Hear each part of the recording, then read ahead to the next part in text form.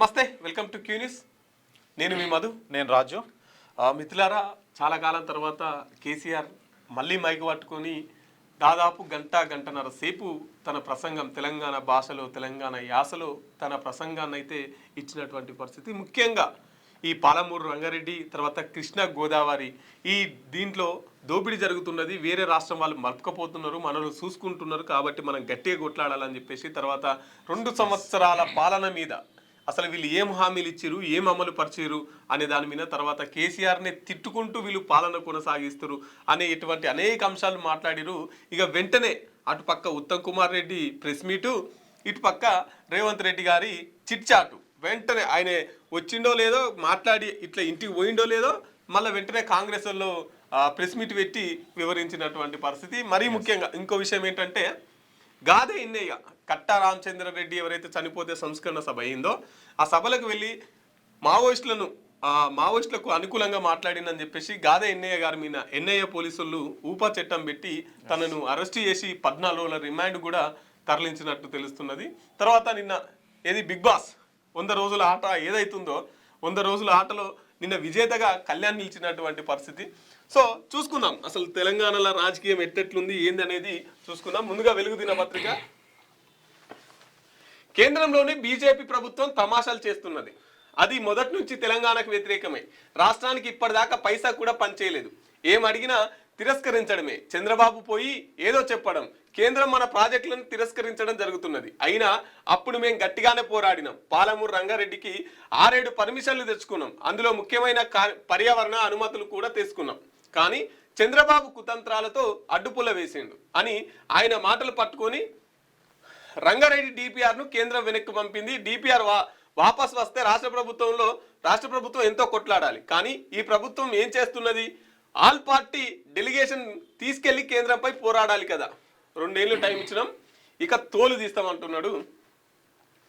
పాలమూరు ప్రాజెక్టుపై కేంద్ర రాష్ట్ర ప్రభుత్వాలను ఎండగడతాం కేసీఆర్. పాలమూరు రంగారెడ్డి నల్గొండ జిల్లాలో సభలు పెడతా. చంద్రబాబు కిరికిరి వల్లే డిపిఆర్ను కేంద్రం తిప్పి పంపింది. చేతగాని దద్దమ్మ ప్రభుత్వం ఇది. 2 ఏళ్లుగా తట్టెడు మట్టి తీయలే. ఇప్పుడేమో 45 టీఎంసీలు ఇవ్వాలంటూ ఇరిగేషన్ మంత్రి లెటర్ రాసిండు. ఫ్యూచర్ సిటీనా, తొక్క సిటీనా? ఎవరికి కావాలా ఫ్యూచర్ సిటీ? కాంగ్రెస్ హామీలు జనం టెంప్టైరు. కాంగ్రెస్ హామీలకు జనం టెంప్టైరు. ఇప్పుడు తలలు బాదుకుంటున్నారు. 10 ఏళ్లుగా ప్రశాంతంగా ఉండే, ఇప్పుడు నడి రోడ్డుపై అత్తెలు తలెత్తుతున్నాయి. కేసీఆర్ చచ్చిపోవాలి అన్నాడు తప్ప కాంగ్రెస్ వాళ్ళు ఏం చేస్తున్నారని ఫైర్ అయ్యారు. తెలంగాణ భవన్లో బీఆర్ఎస్ ఎల్పీ కార్యవర్గ సమావేశానికి హాజరయ్యారు. పాలమూరు రంగారెడ్డి ప్రాజెక్టు విషయంలో కేంద్రం రాష్ట్ర ప్రభుత్వం తీవ్ర అన్యాయం చేస్తుందని బీఆర్ఎస్ అధినేత మాజీ సీఎం కేసీఆర్ ఆగ్రహం వ్యక్తం చేశారు. 45 టీఎంసీలు కావాలంటూ కేంద్రానికి లెటర్ ఎలా రాస్తారని, కేంద్రం డిపిఆర్ను ఎలా తిప్పి పంపుతుందని ఆయన ప్రశ్నించారు. 2 ఏళ్ల నుంచి పాలమూరు ప్రాజెక్టులో ఈ రాష్ట్ర ప్రభుత్వం తట్టెడు మట్టి కూడా తీయలేదన్నారు. 2 ఏళ్లు చూస్తూ ఊరుకున్నాం, ఇక ఊరుకోం. బయలుదేరిన వీళ్ళు అడ్డం పొడుగు మాట్లాడి కిరికిలి కారు కూతలు కూసి ఏదో చేస్తామంటే నడవదు. ఇయాల్టి దాకా ఒక కథ, ఇక నుంచి ఇంకో కథ ఉంటుంది. ఎక్కడికక్కడ తోలు తీస్తాం అని ఆయన హెచ్చరించారు. రాష్ట్ర ప్రభుత్వానికి కావాల్సినంత టైం ఇచ్చామని, ఇప్పుడు మొదటికే మోసం వచ్చే ప్రమాదం ఏర్పడిందని, అందుకే కేంద్ర రాష్ట్ర ప్రభుత్వాలపై వైఖరిని ప్రజల్లో ఎండగడతామని, నిద్రపోనివ్వమని చెప్పారు. ఇక నిన్న కేసీఆర్ దాదాపు 3 గంటల సేపు వాళ్ళ పార్టీ కార్యవర్గాలతో, వాళ్ళ పార్టీ సభ్యులతో మాట్లాడిన తర్వాత ప్రెస్ మీట్ పెట్టి గంటన్నర సేపు మాట్లాడిండు. ఏమని మాట్లాడుతున్నారంటే పాలమూరు రంగారెడ్డి దీనికి సంబంధించిన విషయంలో నల్గొండ జిల్లాలలో సభలు పెడతామని చెప్పేసి మాట్లాడుతున్నాడు. చంద్రబాబు కిరికిరి వల్లే డిపిఆర్ను కేంద్రం తిప్పి పంపింది. ఇప్పుడు ఏంది పాలమూరు ఎత్తిపోతల పథకానికి 90 టీఎంసీలు కావాలని చెప్పేసి అప్పట్లోనే కేసీఆర్ గారు డిపిఆర్ రాసి పంపారు. అయితే దాన్ని మళ్ళా ఎవరు ఈ ఉత్తమ్ కుమార్ రెడ్డి గారు 40 టీఎంసీలు రావాలని మీరు రాయడం ఏంది? చంద్రబాబు అండతోని కేంద్రం వెనుకకు పంపడం ఏంది? ఏం తమాషాలు చేస్తున్నారు అని చెప్పేసి ఇక్కడ నల్గొండ దగ్గరలో కావచ్చు, పాలమూరులో కావచ్చు, రంగారెడ్డిలో కావచ్చు మేము సభలు పెడతాం, జనాల్ని చైతన్యవంతం చేస్తాం. మనకు రావాల్సిన వాటా కృష్ణా నది తర్వాత గోదావరి నది నుంచి మనకు రావాల్సిన వాటా మనకు రావాల్సిందే. తర్వాత పాలమూరు ప్రాజెక్ట్ ఏదైతుందో అది పూర్తి కావాల్సిందే అని చెప్పేసి మాట్లాడుతున్నటువంటి పరిస్థితి. ఇప్పుడేమో 45 టీఎంసీలు ఇవ్వాలంటూ ఇరిగేషన్ మంత్రి లెటర్ రాసిండు. ఫ్యూచర్ సిటీనా, తొక్క సిటీనా? ఎవరు కావాలా ఫ్యూచర్ సిటీ? ఫ్యూచర్ సిటీ అని చెప్పేసి 3000 ట్రిలియన్స్ ఎకానమీ అని చెప్పేసి రేవంత్ రెడ్డి కలర్లు అంటున్నారు కదా, అది యాక్చువల్లీ ఫార్మాసిటీకి సంబంధించినటువంటి భూమి. ఫార్మాసిటీ కోసం మేము సేకరించినాం, దాంట్లో వచ్చి ఫ్యూచర్ సిటీ కడుతున్నాడు. అలా బడి పొరగాళ్ళకు బువ్వలేదు, బడి పొరగాళ్ళకు కల్తీ ఫుడ్ అయ్యి చచ్చిపోతున్నారు. ఈయన ఫ్యూచర్ సిటీ అని కలర్గా అంటున్నాడు. ఫ్యూచర్ సిటీనా తొక్కనా అని చెప్పేసి ఇగో ఇట్లా ఈజీగా ఇట్లా తీసి వాళ్ళు ఎక్కడెక్కడ దేశాల ప్రధానమంత్రులను తర్వాత దేశంలో ఉన్న కంపెనీలు అన్నీ తీసుకొచ్చి పెద్ద ఎత్తున 300 కోట్లు పెట్టి మీటింగ్ పెడితే ఈయన షీప్కి ఇట్లా తీసేసి ఫ్యూచర్ సిటీనా తొక్కనా అని చెప్పేసి అంత సింపుల్గా మాట్లాడిండు. కాంగ్రెస్ హామీలకు జనం టెంప్ట్ అయ్యారు, ఇప్పుడేమో తలలు బాదుకుంటారు. అమలు కాని హామీలను నోరికి ఎంతొత్త అంతే ఇష్టం వచ్చినట్టు మాట్లాడి అమలు కాని హామీలను జనాలకు ఇచ్చిర్రు, టెంప్ట్ చేసిర్రు. వాళ్ళు ఓ కళల ప్రపంచం రంగుల ప్రపంచం చూసిరు, మాటలతోనే మీకు ఓటేసిర్రు అంతే తప్ప నిజాయితీకి ఎవరు ఓటేయలేదు అని చెప్పేసి ఇప్పుడేమో తలలు బాదుకుంటున్నారు అని చెప్పేసి చెప్తున్నాడు. 10 ఏళ్ళు ప్రశాంతంగా ఉంటే ఇప్పుడు నడి రోడ్డుపై హత్యలు తలెత్తుతున్నాయి. కేంద్రం హోమ్ మినిస్టర్ రేవంత్ రెడ్డి గారా, హోమ్ మినిస్టర్ రేవంత్ రెడ్డి, ముఖ్యమంత్రి రేవంత్ రెడ్డి, తర్వాత విద్యాశాఖ మంత్రి రేవంత్ రెడ్డి, ఇగో ఇన్ని శాఖలు ఆయన దగ్గరనే పెట్టుకున్నాడు. కేసీఆర్ చచ్చిపోవాలి అన్నుడు తప్ప కాంగ్రెస్ వాళ్ళు ఏం చేస్తున్నారని ఫైర్. ఇప్పుడు కేసీఆర్ 1.5 గంట సేపు మాట్లాడిండు. అంత ముందుకు వరంగల్లో సభ పెడితే ఆడ కూడా 1 గంట సేపు మాట్లాడిండు. ఎక్కడ కూడా కాంగ్రెస్ ప్రభుత్వం అధికారంలోకి వచ్చినప్పటి నుంచి ఇప్పటి వరకు కేసీఆర్ రేవంత్ అని పేరు తీయలే. ఎక్కడ రేవంత్ అని పేరు ఎక్కడ కూడా తీయలే. 2 సంవత్సరాల నుంచి అంతో ఇంతో ఉత్తమ్ కుమార్ రెడ్డి పేరు అన్న తీసిండు నిన్న సభలో. రేవంత్ రెడ్డి పేరు అయితే అసలు కనీసం నోట్లకి వెళ్ళి కూడా వాళ్ళకలే. ఇక మన రేవంత్ లేతే కేసీఆర్ కేసీఆర్ కేసీఆర్ కేసీఆర్ కేసీఆర్. ఒక ముఖ్యమంత్రి పేరు తీయకుండా కూడా ప్రెస్ మీట్లు పెట్టొచ్చా, ముఖ్యమంత్రి పేరు తీయకుండా 1 గంట సేపు మాట్లాడొచ్చా అని చెప్పేసి కేసీఆర్ను చూసి నేర్చుకోవాలి. కానీ నిన్న మొత్తం మళ్ళీ ఒక పాత కేసీఆర్, ఉద్యమ కాలంలో పాత కేసీఆర్ ఎట్లుంటాడు ఆ విధంగా వచ్చినాయి మాటలు, అట్లా మాట్లాడిండు. చివరికి రాహుల్ను కూడా గుర్తు చేసిండు. అవును, తెలంగాణ భవన్లో బీఆర్ఎస్ ఎల్పీ కార్యవర్గానికి సమావేశానికి హాజరయ్యారు. ఇక రేపటి నుంచి కొట్లాడతాం అని చెప్పేసి 1 గంట సేపు మాట్లాడిన తర్వాత ఇక మేము అందుబాటులోనే ఉంటాం, తోలు తీసుడే ఇక బయలుదేరినా అని చెప్పేసి ముగించిండు. ఎస్, కేసీఆర్ జలద్రోహి, ఆర్థిక ఉగ్రవాది. కృష్ణా జలాల్లో తెలంగాణకు మరణ శాసనం రాసిందే ఆయన. 10 ఏళ్లలో రాష్ట్రాన్ని నడి బజార్లో నిలబెట్టి దివాలా తీయించిండు సీఎం రేవంత్. మేము ఒక్కొక్కటి సరిదిద్దుతూ రాష్ట్రాన్ని దారిలో పెడుతున్నాం. కృష్ణా గోదావరి బేసిన్లపై జనవరి 2 నుంచి అసెంబ్లీలో చర్చిద్దాం రండి. ప్రజల తీర్పు ఇచ్చిన కరుడుగట్టిన నేరగాళ్లకు కనువిప్పు కలగడం లేదు. 811 టీఎంసీల్లో 299 చాలు అని సంతకం పెట్టింది ఎవరు? రెండేళ్లలోనే పాలమూరు ప్రాజెక్టులకు 6500 కోట్లు ఖర్చు చేశాం. కేసీఆర్ ఆరోగ్యంగా ఉండాలని కోరుకునే వ్యక్తిని నేను. ఆయన ఆసుపత్రిలో ఉంటే వెళ్ళి పరామర్శించి వచ్చానని వెల్లడి. ప్రధాని మోదీ ఎరువు పంపించగానే ఇప్పుడు కేసీఆర్ కోలుకొని బయటికి వచ్చిండు. కాళేశ్వరంపై విచారణకు సిబిఐకి అనుమతి ఎందుకు రావడం లేదో చెప్పాలి. అరవింద్ కుమార్ విచారణకు డిఓపిటి నుంచి ఎందుకు పర్మిషన్ రావడం లేదో సమాధానం ఇవ్వాలి. జూబ్లీహిల్స్ ఉప ఎన్నిక, పంచాయతీ ఎన్నికల ఫలితాల తర్వాత కలుగులోని ఎలక లెక్క కేసీఆర్ బయటకు వచ్చి 76 నిమిషాల పాటు అవే అబద్ధాలను మళ్ళీ చెప్పిండు. కృష్ణాలోని 811 టీఎంసీల జలాల్లో ఏపీకి 512 టీఎంసీలు, తెలంగాణకు 219 టీఎంసీలు చాలు అని సంతకం పెట్టి మన రాష్ట్రానికి మరణం శాసనం రాసిన జలద్రోహి ఆయన. 10 ఏళ్లు తండ్రి కొడుకులు అంటే కేసీఆర్, కేటీఆర్ రాష్ట్రంపై ఆర్థిక అత్యాచారానికి పాల్పడ్డారు. రాష్ట్రాన్ని దివాలా తీయించిండ్రు. ఇప్పుడు కేటీఆర్ ఐరన్ లెగ్ అవుతున్నాడని పార్టీ పగ్గాలు హరీష్ రావుకు అప్పగించాలనే డిమాండ్ వస్తుందని తెలిసి ఏం చేయాలో అర్థం కాక కేసీఆర్ నోటికొచ్చినట్టు మాట్లాడుతున్నాడు అని చెప్పేసి రేవంత్ రెడ్డి అయితే అంటున్నాడు. సో ఇక్కడ కేసీఆర్ మీటింగ్ అయిపోగానే వెంటనే హుటాహుటిన వీళ్ళు ఒక ప్రెస్ మీట్ అయితే ఏర్పాటు చేసిరు. సో కేసీఆర్ ఇప్పటికి కూడా ఏం మాట్లాడాలో తెలుస్తలేదు. అసలు జలద్రోహి వాళ్ళే, 10 ఏళ్ల పరిపాలనలో అసలు నీళ్ళను రాకుండా చేసింది వాళ్ళే అని చెప్పేసి కూడా రేవంత్ రెడ్డి కొన్ని కీలక వ్యాఖ్యలు చేస్తే దమ్ముంటే దీనికి చర్చకు బయట కూర్చున్నాడు కాదు, అసెంబ్లీలోకి రండి, అసెంబ్లీలోకి వచ్చిన తర్వాత మాట్లాడుకుందాం, ప్రజల ముందు పెడదాం, నిజాలు నిగ్గు తెలుస్తాం అని చెప్పేసి రేవంత్ రెడ్డి అయితే చెప్తున్నాడు. మరి 811 టీఎంసీలు ఉంటే మరి 299 చాలు అని సంతకం పెట్టింది ఎవరు అని చెప్పేసి రేవంత్ రెడ్డి రెడ్డి గారు అయితే సూటిగా అడుగుతున్న పరిస్థితి. ఇప్పుడు కేసీఆర్ ఎంత హుందాగా ఎంత రెస్పెక్ట్గా కానీ సురుకులు పెట్టిండు కానీ ఎక్కడ కూడా అసభ్యకరమైన లాంగ్వేజ్ ఎక్కడ కూడా వాళ్ళలేదు. ఇక్కడ చూడు ఆర్థిక వ్యవస్థను అత్యాచారం చేసిర్రట, తండ్రి కొడుకులు ఇద్దరు కలిసి అత్యాచారం చేసి ఉగ్రవాదట. ఏం మాటలు ఇవి? ఇక కేటీఆర్ ఐరన్ లెగ్ అట, ఇక వాళ్ళు చెంచాలట. ఈ భాష ఏంది రేవంత్ రెడ్డి గారు? మీరు ముఖ్యమంత్రి, ఇంకా కూడా ఇప్పుడు వీళ్ళు ప్రతిపక్షంలో ఉన్నారా అధికార పక్షంలో ఉన్నారా? అదే ఆర్థిక ఉగ్రవాది. అరే మీకు అధికారం ఉంది, మీరు సెట్ చేయరి, మీరు సరి చేయరి. జనవరి 2 తారీఖు నుంచి అసెంబ్లీ పెడతా, వచ్చి చర్చించుకుందాం రా అని చెప్పేసి మాట్లాడుతున్నారు. ఇక కేసీఆర్ వస్తే మీరు ఉంటారా? హరీష్ రావు వస్తేనే ఏంది ఇరిగేషన్ మీద చర్చ జరుగుతుంటే హరీష్ రావు మాట్లాడుతుంటే 30 సార్లు మైక్ కట్ చేసారు. హరీష్ రావుకే సమాధానం చెప్పలేకపోతున్నారు. సరే రావాలి, ప్రధాన ప్రతిపక్ష నాయకుడుగా అసెంబ్లీకి రావాలి, చర్చించాలి, మాట్లాడాలి, అది కూడా అందరం కోరుకుంటాం. కానీ ఈ మాటలేంది? ఆర్థిక వ్యవస్థను ఉగ్రవాది అన్నుడేంది, అత్యాచారాలు ఏంది, ఐరన్ లెగ్గులేంది, చెంచాలేంది? ప్రతిపక్షంలో ఉన్నట్టు వీళ్ళు మాట్లాడుతారు, అధికార పక్షంలో ఉన్నట్టు కేసీఆర్ మాట్లాడుతారు. ఇప్పుడు ప్రతిపక్షంలో వీళ్ళు ఉన్నారా అధికార పక్షంలో ఉన్నారా? వీళ్ళు ఏదో మాకు అధికారం రావాలి, వాళ్ళని దిట్టైనా సరే మేము అధికారంలోకి కూర్చోవాలని చెప్పేసి మాట్లాడుతున్నట్టున్నది.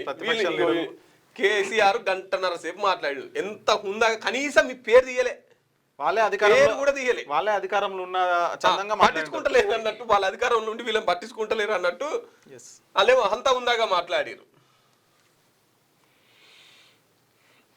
Gade NIA arrest. జనగామ జిల్లా జఫర్గఢ్లోని అనాథ ఆశ్రమంలో అరెస్టు చేసిన ఎన్ఐఏ ఊపా చట్టం కింద కేసు, నాంపల్లి కోర్టుకు తరలింపు, 14 రోజుల రిమాండ్. మావోయిస్టులకు అనుకూలంగా వ్యాఖ్యలు చేశారని ఆరోపణలు. మావోయిస్టులకు అనుకూలంగా వ్యాఖ్యలు చేశారని చెప్పేసి ఊపా కేసు పెట్టిండ్రు ఎన్ఐఏ పోలీసులు.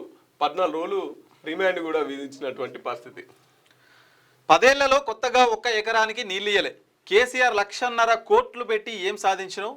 మంత్రి ఉత్తమ్, నీవు కట్టిన కాళేశ్వరం ప్రాజెక్టు కూలింది. పాలమూరు రంగారెడ్డికి 90 టీఎంసీలు కేటాయింపులు కాంగ్రెస్ హయాంలోనే, బీఆర్ఎస్ పాలనలోనే డిపిఆర్లు వెనక్కి వచ్చినాయి. జగన్తో కుమ్మక్కై కృష్ణా నీళ్లను తాకట్టు పెట్టిందే కేసీఆర్.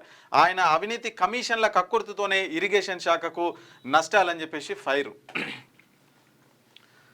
ఇక నిన్న ఇటుపక్క ఉత్తమ్ కుమార్ రెడ్డి గారు, అటుపక్క రేవంత్ రెడ్డి గారు. ఇది ఆంధ్రజ్యోతి వెలుగు దినపత్రిక. ఒకసారి ఆంధ్రజ్యోతి పత్రికను చూసే ప్రయత్నం చేద్దాం.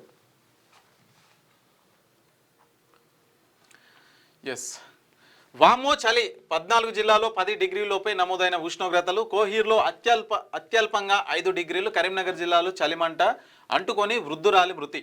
నెలాఖరి వరకు చలి తీవ్రత అయితే ఉంటదంటే చలి అయితే విపరీతంగా. నిన్న నైట్ చాలా విపరీతంగా ఉంది చలి. అమ్మో, నిన్న నైట్ అయితే అసలు మామూలుగా సుక్కలు కాదు. ఇగో మంచిగా మళ్ళా ప్రధాన వార్త మంచిగా ఇగో ఎవరు కేటీఆర్, సవితేంద్రమ్మ, తర్వాత మధ్యలో కేసీఆర్ కూర్చుండు, వాటి పక్క హరీష్ రావు, జగదీష్ రెడ్డి, ఆయన శ్రీనివాస్ గౌడ్, వీళ్ళంతా మళ్ళోసారి కేసీఆర్ గులాబీ భవనం రాగానే ఒక కళ. ఎందుకంటే ఉద్యమ కాలం నుంచి కూడా అది అడ్డ ఆ వేదికను చేసుకునే కదా తెలంగాణ రాష్ట్రాన్ని ఏర్పాటు చేసుకున్నది. వస్తున్న తోళ్లు తీస్తా, వీళ్ళంతా ఇప్పుడు కింద కార్యకర్తలు కూడా కేసీఆర్ ఏం మాట్లాడతారా అని చెప్పేసి వెయిటింగ్ చేసినటువంటి పరిస్థితి.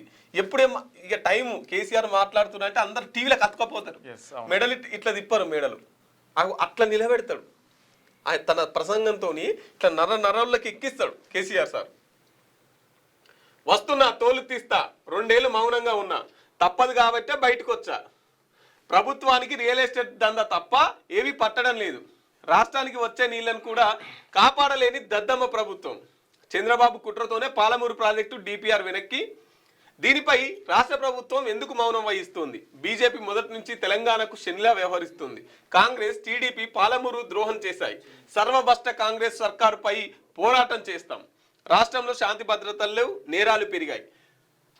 అలవి కాని హామీలు ఇచ్చి ప్రజల్ని రెచ్చగొట్టి మోసం చేశారు. ఫార్మాసిటీ భూములను అమ్మేందుకు ప్రయత్నిస్తున్నారు. కేసీఆర్ చనిపోవాలని తిడుతున్నారు. వారి నోటికి మొక్కాలే. ఎంఓయూలకు చంద్రబాబు బాధ్యుడు. ఇక్కడే అదే విధానం. వైజాగ్ లో స్టార్ హోటల్ల వంట మనుషులతోని ఎంఓయూలు. బీఆర్ఎస్ అధినేత కేసీఆర్ ఆగ్రహం. ఇప్పటి వరకు లెక్క, రేపటి నుంచి మరో లెక్క వస్తా. నేనే వస్తున్నా, తోళ్లు తీస్తా, ప్రజలతో కలిసి కాంగ్రెస్ భరతం పడతా అని బీఆర్ఎస్ అధినేత మాజీ ముఖ్యమంత్రి కేసీఆర్ హెచ్చరించాడు. కాంగ్రెస్ ప్రభుత్వానికి ఎంతసేపు రియల్ ఎస్టేట్ దందా తప్ప ప్రజా సంక్షేమం పట్టడం లేదన్నారు. అన్ని రంగాలను కుదేలు చేస్తున్న సర్వ బస్ట్ కాంగ్రెస్ సర్కారుపై పోరాటం చేస్తామని ప్రకటించారు. వారికి ఇన్ని రోజులు అవకాశం ఇచ్చామని, ప్రజలకేదో మంచి చేస్తారని ఇంతకాలం మౌనంగా ఉన్నానని, తప్పదు కాబట్టే బయటికి వచ్చానని తెలిపారు. ఆదివారం తెలంగాణ భవన్లో బీఆర్ఎస్ నేతల సంయుక్త సమావేశంలో అనంతరమైన మీడియాతో మాట్లాడారు. కాంగ్రెస్ ప్రభుత్వానికి వచ్చే నీళ్లను కూడా కాపాడలేని దద్దమ్మ ప్రభుత్వం అన్నారు. కేవలం 40 టీఎంసీలు చాలంటూ కేంద్రానికి ఎలా లెటర్ రాస్తారని చెప్పేసి అడిగినటువంటి పరిస్థితి. పార్టీ గుర్తుతో ఎన్నికలు వస్తే గెలుపు మనదే. పంచాయతీ ఎన్నికల్లో జనం మన వైపే ఉన్నారు. కాంగ్రెస్ పార్టీకి గ్రామీణ ప్రజలు తగిన బుద్ధి చెప్పారు. బీఆర్ఎస్ ఎల్పీ పార్టీ రాష్ట్ర కార్యవర్గ భేటీలో కేసీఆర్ వ్యాఖ్య. సభ్యత్వాల నమోదు, పార్టీ కమిటీలపై చర్చ అయితే చేసిరంట. మరి పార్టీ గుర్తులతో వస్తే ఎన్నికలు అయితే అది ఖచ్చితంగా మనదే ఉంటుంది. మరి పంచాయతీలో ప్రస్తుతం ఉన్నటువంటి కాంగ్రెస్ని అయితే ప్రజలైతే కాంగ్రెస్ పార్టీకి బుద్ధి చెప్పారు. సో రాబోయే ఏవైతే పరిషత్ ఎన్నికలు ఉంటాయో అందులో ఖచ్చితంగా విజయకేతనం ఎగురవేస్తానని చెప్పేసి కూడా మరి వ్యాఖ్య అయితే చేస్తున్నారు. రైట్, ఇక రోడ్డు మీద కాదు అసెంబ్లీలో చర్చిద్దాం. కృష్ణా గోదావరి జిల్లాలపై సభలో చర్చకు సిద్ధమా? సభకు వస్తే గౌరవంగా చూసుకునే బాధ్యత నాది. బీఆర్ఎస్ అధినేత కేసీఆర్కు సీఎం రేవంత్ రెడ్డి సవాల్. కృష్ణా జిల్లాలో 36% చాలని సంతకం చేసింది కేసీఆర్. అందుకు తెలంగాణ ప్రజలకు క్షమాపణ చెప్పాలి.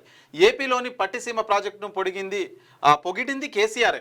ఆయన సభలు పెట్టిన చోటల్లా ఆ వీడియోలు ప్రదర్శిస్తాం. ఉమ్మడి ఏపీలో కంటే కేసీఆర్ పాలనలో ఎక్కువ అన్యాయం. కరుడుగట్టిన నేరస్తుడైనా మారతాడు. కేసీఆర్ మాత్రం జంకు లేకుండా రంకు మాటలు మాట్లాడుతున్నారు. కేసీఆర్ కేటీఆర్ ఆర్థిక ఉగ్రవాదులు. కూలేశ్వరం లేకున్నా తెలంగాణలో రికార్డు స్థాయిలో వరి. మీడియాతో ఇష్టాగోష్ఠిలో ముఖ్యమంత్రి రేవంత్ రెడ్డి మాట్లాడుతున్నాడు. సో ఇట్లా గోదావరి కృష్ణా జలాల పైన బయట మాట్లాడు కాదు, అసెంబ్లీకి వచ్చి మాట్లాడాలి. మీకు ఎలాంటి భంగం కలగకుండా, మీకు ఎట్లాంటి ఇబ్బంది కలగకుండా మిమ్మల్ని జాగ్రత్తగా చూసుకుంటాం ప్రతిపక్ష హోదా కింద అని చెప్పేసి రేవంత్ రెడ్డి అయితే కొన్ని వ్యాఖ్యలు అయితే చేస్తున్నారు. సో వాళ్ళనంతే కేటీఆర్ కేసీఆర్ ఉగ్రవాదులతోనైతే వస్తున్నారు. మీరు ఉగ్రవాదుల కంటే మీరే ఎక్కువ డేంజర్ అన్నట్టుగా రేవంత్ రెడ్డి అయితే మాట్లాడుతున్నారు. రైలు టికెట్ ధరల పెంపు, కిలోమీటర్కు పైసా 2 పైసల చొప్పున పెంచిన రైల్వే శాఖ. ఈ నెల 26 నుంచి అమలు. 600 కోట్ల అదనపు రాబడి. 215 కిలోమీటర్ల లోపు ప్రయాణానికి పెంపు లేదు. లోకో పైలట్ల సహా సిబ్బంది కొరతపై పార్లమెంటు స్థాయిన సంఘం ఆక్షేపణ. ట్రైన్ టికెట్ ధరలు అయితే పెరగబోతున్నాయంట. గాదే ఎన్ఐఏ అరెస్ట్. జఫర్గఢ్ ఆశ్రమం నుంచి తీసుకెళ్లిన ఎన్ఐఏ మావోయిస్టులకు అనుకూల వ్యాఖ్యలు చేశారని నోటీసులు. ఊపా చట్టం కింద కేసు, 14 రోజుల రిమాండ్. కానీ గాదే ఎన్ఐఏ తెలంగాణలో తెలంగాణ బీఆర్ఎస్ పార్టీ గులాబీ జెండాకు ఆవిష్కరణకర్త. గులాబీ జెండా ఆవిష్కరణకర్త గాదే ఎన్ఐఏ. కానీ నిన్న అరెస్ట్ అయినప్పుడు కేసీఆర్ ఒక మాట మాట్లాడేది ఉండే. అట్లా అరెస్ట్ మీద ఒక మాట మాట్లాడితే ఇంకా బాగుండు, కానీ మాట్లాడలేదు. బీఆర్ఎస్ను రాష్ట్ర ప్రజలు మర్చిపోయారు. తెలంగాణలో ఆ పార్టీకి భవిష్యత్తు లేదు. రాష్ట్రంలో ఓటీపీ రాజకీయాలు చెల్లవు. కేసీఆర్ బయటికి రావడం అలాంటిదే. కాంగ్రెస్కు ప్రత్యామ్నాయం మా పార్టీయే. బీజేపీ కార్యకర్తలను వేధించడానికి విద్వేషపూరిత ప్రసంగ బిల్లు. బీజేపీ రాష్ట్ర అధ్యక్షుడు రామచంద్రరావు. రాష్ట్రంలో బీఆర్ఎస్ కు భవిష్యత్తు లేదని, ఆ పార్టీ రాష్ట్ర ప్రజలను మర్చిపోయారని బీజేపీ రాష్ట్ర అధ్యక్షుడు ఎన్ రామచంద్రరావు పేర్కొన్నారు. రాష్ట్రంలో కాంగ్రెస్ కు ప్రత్యామ్నాయం బీజేపీ మాత్రమేనని స్పష్టం చేశారు.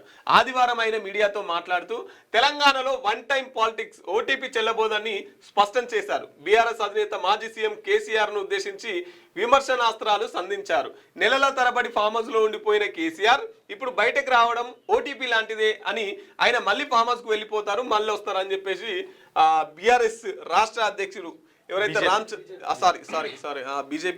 బీజేపీ రాష్ట్ర అధ్యక్షులు రామచంద్రరావు మాట్లాడుతున్నాడు. కాంగ్రెస్ కు ప్రత్యామ్నాయం బీజేపీ పార్టీ అని చెప్పేసి మాట్లాడుతున్నటువంటి పరిస్థితి. 6 గ్యారంటీలను గాలికి వదిలేశారు. విజన్ డాక్యుమెంట్ పేరిట కొత్త హామీలు దేనికి సంకేతం? సోనియాకు కేంద్ర మంత్రి కిషన్ రెడ్డి బహిరంగ లేఖ. కిషన్ రెడ్డి సోనియా గాంధీకి అయితే ఉత్తరం రాసినటువంటి పరిస్థితి.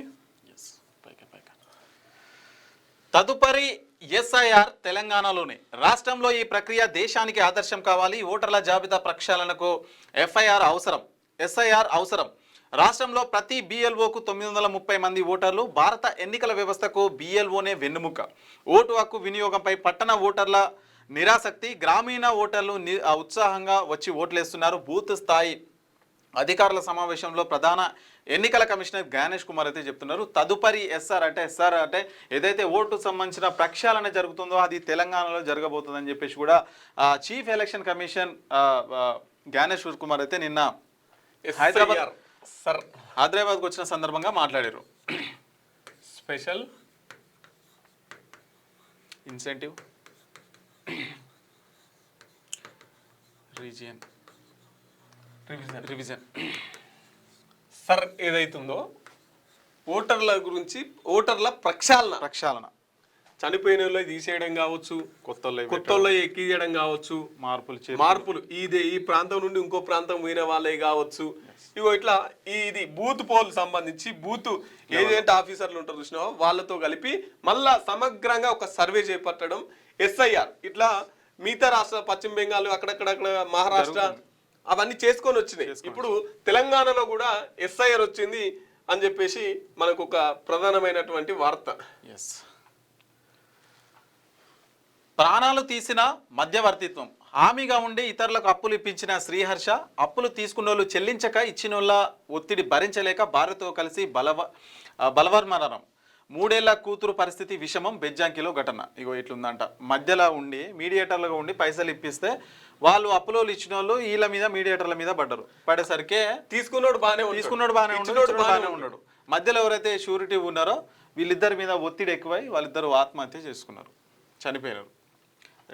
ఆయన వానింటి పోకుండా మధ్యవర్తి నువ్వు ఉన్నావుగా, నువ్వే ఇప్పించినావు కదా, నా పైసలు నాకు అడిగి అని చెప్పి వీళ్ళింటి మీద వాడారు. జనాలు అంతా ఏమనుకుంటారు, వామ్ము వీళ్ళకి ఎన్ని అప్పులు ఉన్నాయి ఇంతగానో వచ్చిపోతారు అని చెప్పేసి జనాలు అనుకుంటారు.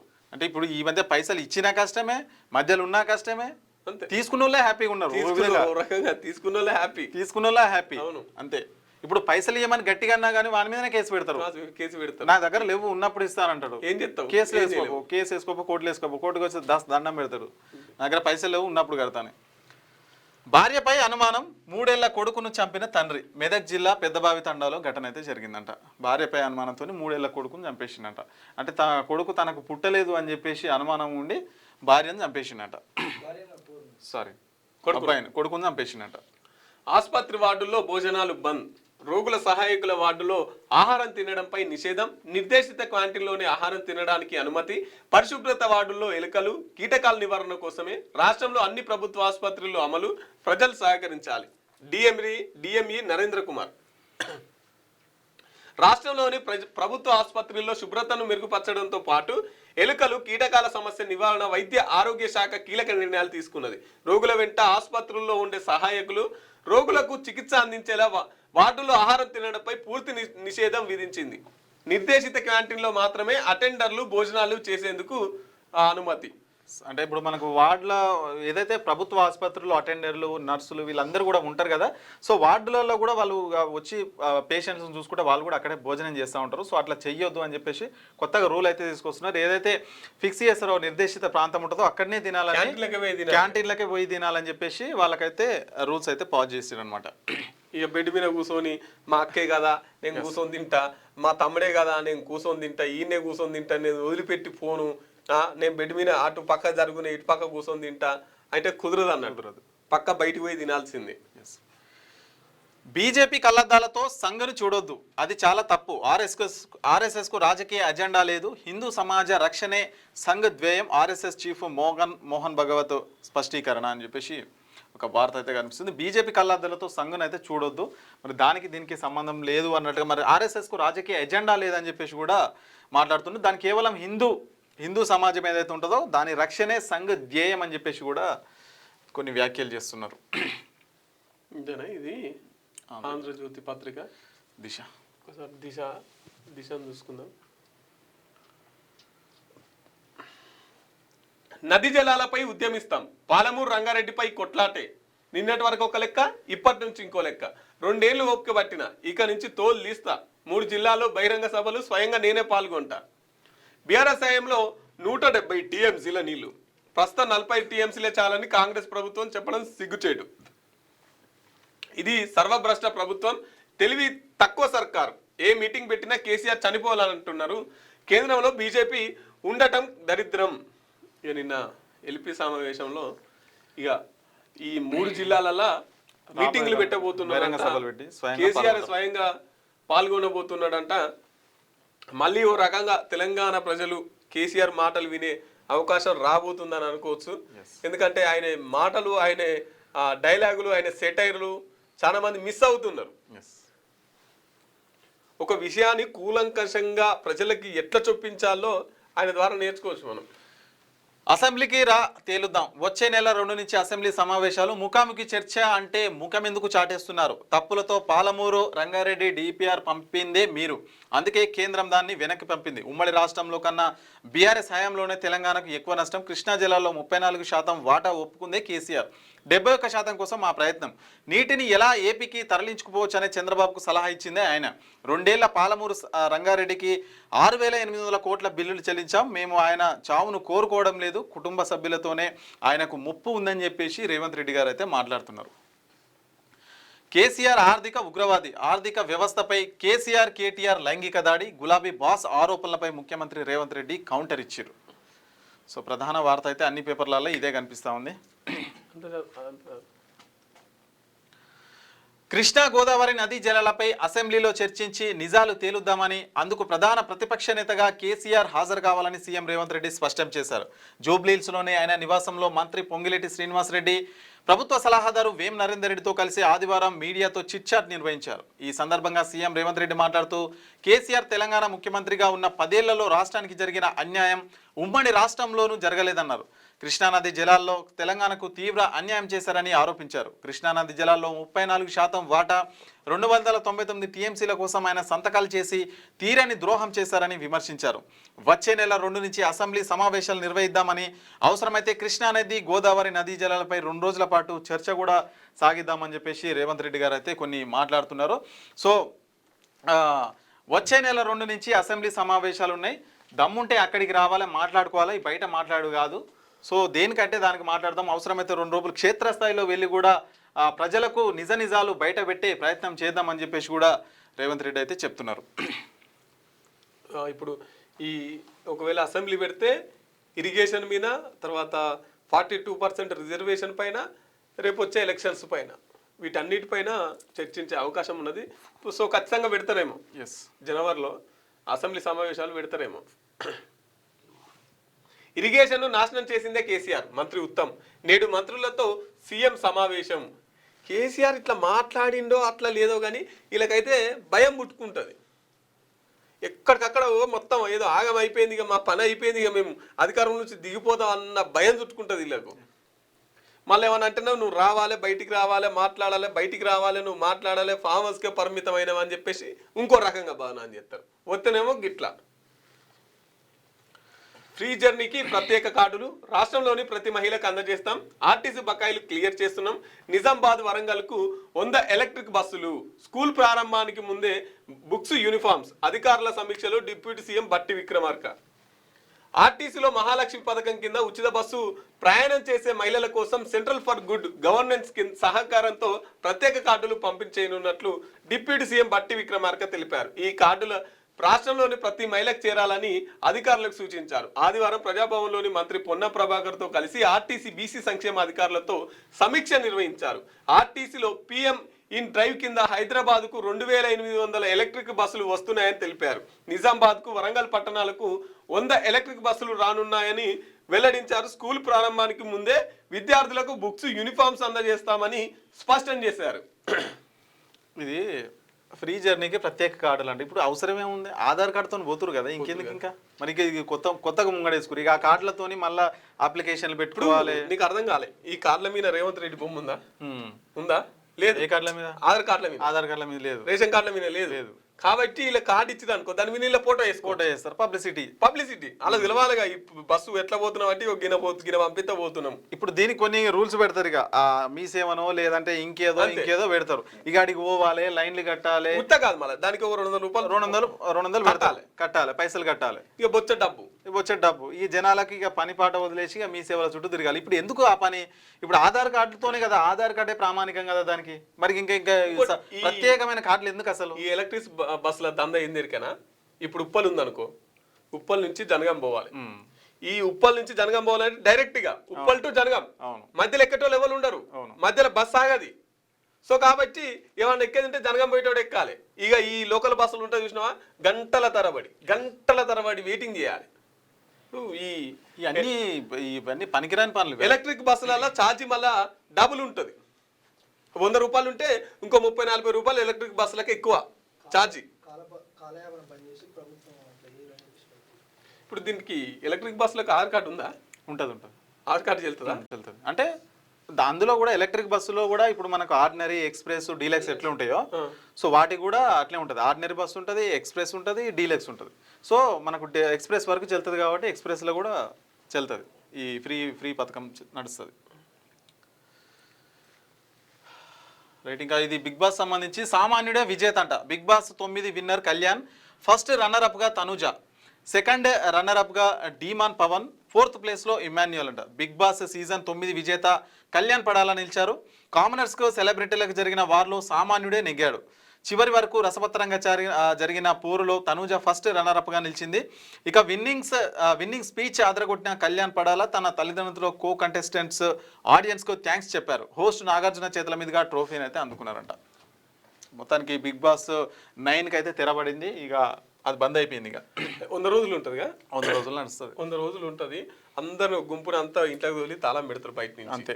ఇక వాళ్ళు ఏం చేస్తున్నారు అనేది బయట సమాజానికి చూపిస్తారు. ఇదంతా ఎంటర్టైన్మెంట్. వాళ్ళు వాని మీద తిట్టుకోవడం, వీళ్ళు వీని మీద తిట్టుకోవడం, ఎట్లా కుట్రలు వండాలి అందులోనే నేర్పుతారు, ఎట్లా అనుకోవాలి అందులోనే నేర్పుతారు. ఇవన్నీ బయట సమాజానికి కళ్ళకు కట్టినట్టు చూపిస్తుండ్రు. సో దీని ద్వారా ఏంటంటే ఇప్పుడు ఇది 100 రోజులు ఉంటుంది అనుకో, 100 రోజులకు ఎన్ని యాడ్స్ ఉంటాయి తెలుసా? మనకి ఇచ్చే తక్కువ అయితే యాడ్ల రూపంలో వీళ్ళు ఎత్తుకపోయేది ఎక్కువ. యాడ్స్ కోసమే ఈ షో. ఇది ఒక బిజినెస్. 100 కోట్లు పెడితే 1000 కోట్లు ఎత్తుకపోతారు ఈ షో మీద. ఇక మనకు తెలియక రోజు టైం కాగానే టీవీ ముంగడ కూర్చోవాలి, 1.5 సేపు అది చూడాలి. ఇది దేనికోసం చెప్పాది? దేనికి పనికి వస్తుంది? అది దేనికి పనికి వస్తుంది? కబడ్డీ ఉంది అనుకో, కొంచెం శరీరం తయారవుతుంది. ఇప్పుడు బిగ్ బాస్ లో కొన్ని ఆటలు పెడతారు, విచిత్రమైన ఆటలు. అవి భూమి మీద ఏడుండవు. ఆ ఆటలు భూమి మీద ఎక్కడ ఉండవు అసలు. ఆ ఆటలు చూసి ఏం నేర్చుకోవాలి? పిల్లలైనా సరే, ఎవరైనా సరే ఈ ఆటలు చూసి ఏం నేర్చుకోవాలి? ఇప్పుడు నేను ఉన్నావు అనుకో, నన్ను ఒక రూల్ తీసుకోపోయి చెప్తాడు ఆయన, నువ్వు ఎలిమినేట్ చేయాలి, ఇందుకోసం అని ఎలిమినేట్ చేయాలని చెప్పేసి నాకు రూల్ తీసుకోపోయి చెప్తారు. నీకు తెలియదు ఆ ముచ్చట. ఇక నువ్వేమనుకుంటావు, మదిగాడు ఇన్ని రోజులు నా పక్క పొంచే ఉన్నాడు, ఇప్పుడు నాకేసరి పెడుతుండా అని చెప్పేసి నువ్వు అనుకుంటావు. ఇగో మనసులకు లొల్లి పెట్టడమే ఇది. అలకాల కిరికిరి పెట్టడం. కిరికిరి లేదంతా, ఎంత కిరికిరి పంచ. సేవ్ ఆరావళి ప్రతిపక్షాల యాక్టివిస్టుల ఆందోళన, కేంద్రం సూచించిన కొత్త నిర్వచనానికి సుప్రీంకోర్టు ఆమోదంతో అనుమానాలు, పర్వత శ్రేణులను తవ్విపోస్తారని ఆరోపణలు, వాటిని కొట్టిపారేసిన కేంద్రం, ధూళి తుఫాను ఎడారీకరణకు అడ్డు, గ్రౌండ్ వాటర్ జీవన వైవిధ్యానికి అండగా ఆరావళి. ఒకసారి చూడిది ఏంది, 10th ఉందా? 10th పేపర్ చూడు ఒకసారి. స్క్రోల్ చేస్తా, page number, direct page number కూడా.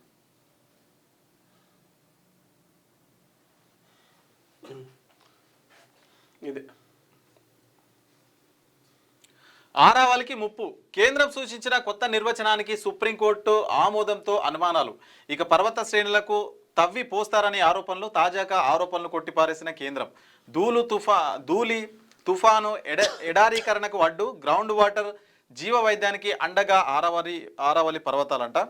ప్రపంచంలో అతి పురాతనమైన పర్వత శ్రేణుల్లో రాజస్థాన్లోని ఆరావళి ఒకటి. సుమారు 700 కిలోమీటర్ల మేర ఈ శ్రేణులు పరుచుకొని ఉన్నాయి. రాజస్థాన్లోని తార్ ఎడారిని గంగా మైదానాలకు విస్తరించకుండా ధూళి తుఫాన్లను నివారించేలా ఈ పర్వతాలు సహజ అడ్డుకట్టగా ఉన్నది. భూగర్భ జలాల సంపదకు రాజస్థాన్, హర్యానా, ఢిల్లీ, పశ్చిమ యూపీ పలు రాష్ట్రాల్లో జీవ వైవిధ్యానికి అండగా నిలుస్తున్నది. ఈ రీజియన్ పర్యావరణ సంతులనం చేస్తున్నది. ఉత్తరాదికి గ్రీన్ లంగ్స్గా చంబల్, సరస్వతి, లూని వంటి నదులకు జన్మస్థానంగా ఉన్నది. జీవధారగా సహజ కవచంగా నిలుస్తున్న ఈ ఆరావళి పర్వత శ్రేణులకు కేంద్ర ప్రభుత్వ నిర్ణయాలతో ముప్పు వాటిల్లనుందా? కేంద్ర ప్రభుత్వం సూచించిన కొత్త నిర్వచనానికి సుప్రీంకోర్టు ఆమోదం తెలిపిన నేపథ్యంలో ప్రతిపక్షాలు, పర్యావరణ ప్రేమికులు, కార్యకర్తలు ఆందోళన అనుమానాలు వ్యక్తం చేస్తున్నారు. సోషల్ మీడియాలో save Aravalli, save air water future పోస్టులు పోటెత్తాయి. అసలు ఆరావళి పర్వతాల చుట్టూ జరుగుతున్న పరిణామాలేంటి, కేంద్రం సూచనలేంటి, సుప్రీంకోర్టు ఇచ్చిన తీర్పేంటి, తాజాగా కేంద్ర ప్రభుత్వం ఇచ్చిన స్పష్టత ఏమిటి? ఈ ఆరావళికి సంబంధించినటువంటి ఈ వార్త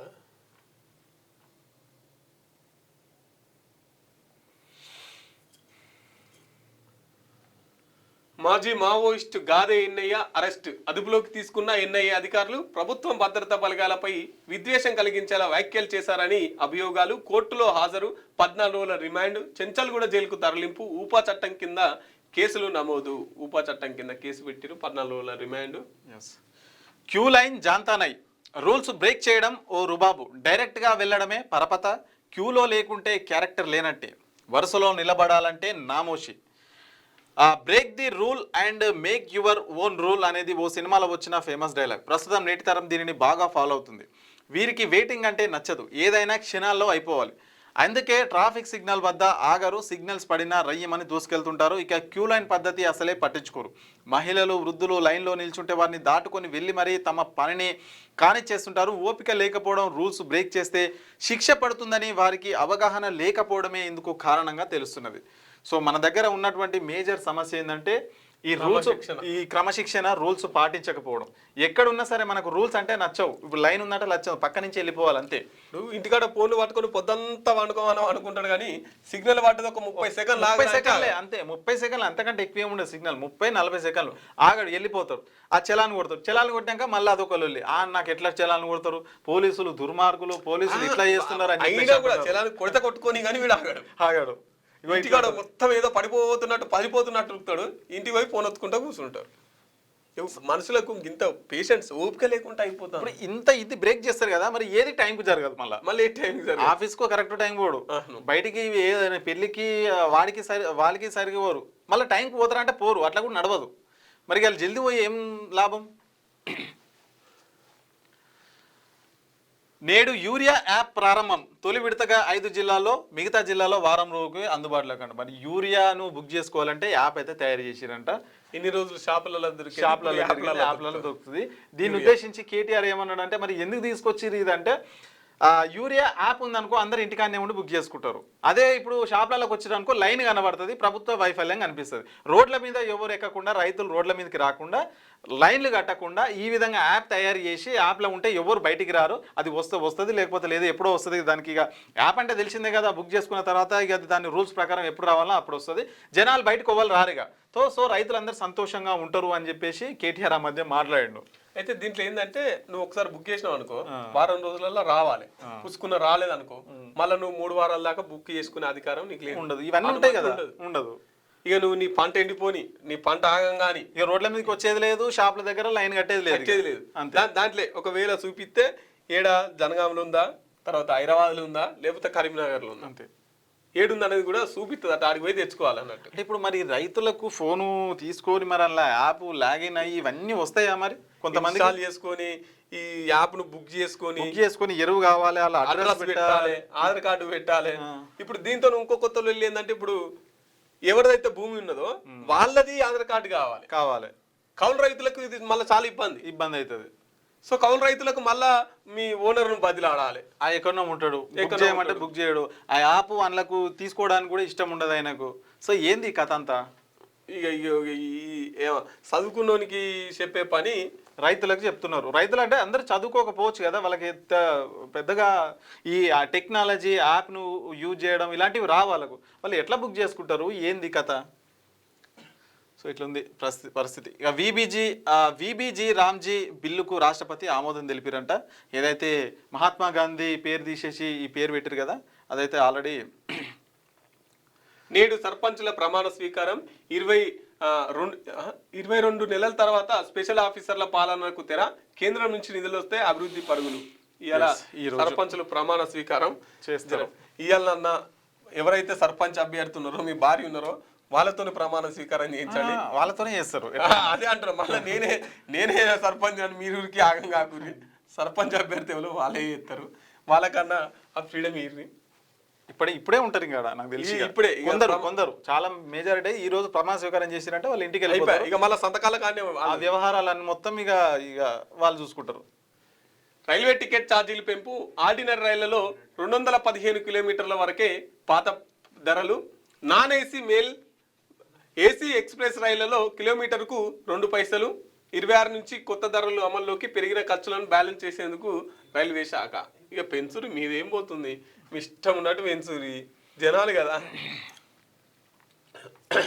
తెలంగాణలో ఎస్ఐఆర్ త్వరలోనే నిర్వహిస్తాం, CC Gyaneshwar Kumar booth level అధికారులతో భేటీ. సార్